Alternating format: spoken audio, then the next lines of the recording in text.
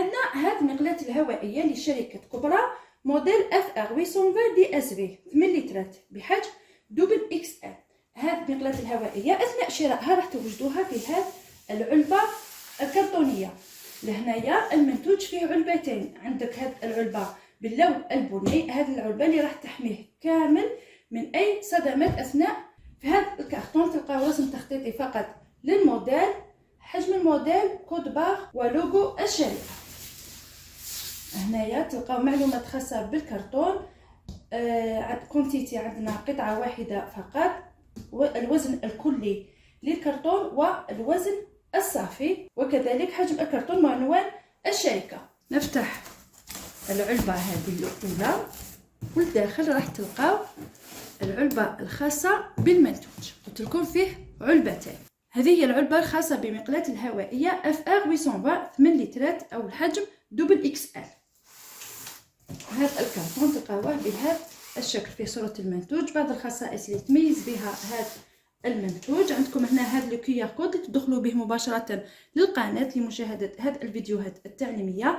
بعض الخصائص التقنية اللي تميز بهم المقلاة الهوائية، هنايا 24 شهر. المقلاة الهوائية فيها ضمان لمدة 24 شهر، مدة عامين خدمة ما بعد البيع مجانا. لوغو الشركة بالفرنسية والعربية.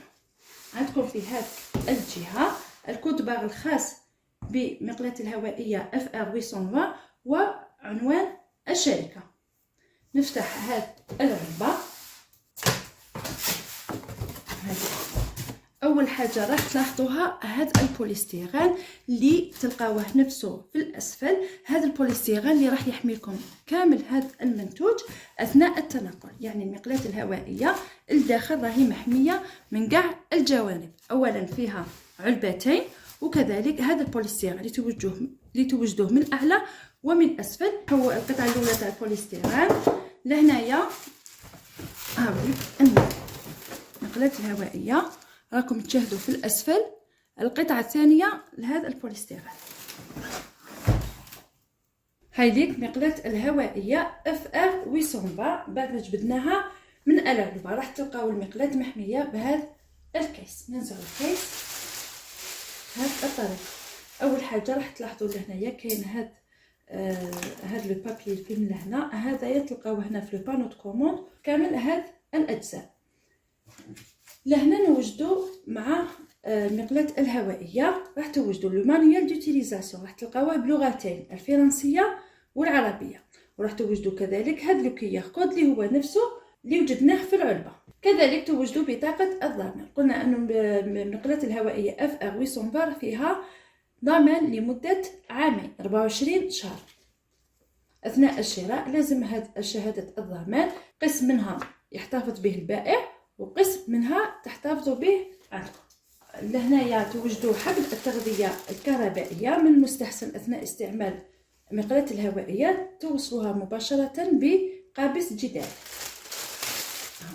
هذا حبل التغذية الكهربائية.